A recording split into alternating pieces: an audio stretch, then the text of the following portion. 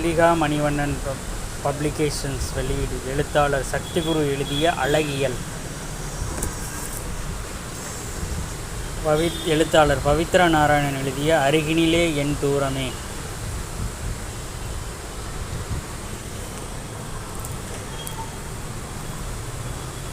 எழுத்தாளர் ஆராதனா துரை எழுதிய கொஞ்சும் கிளிகள்.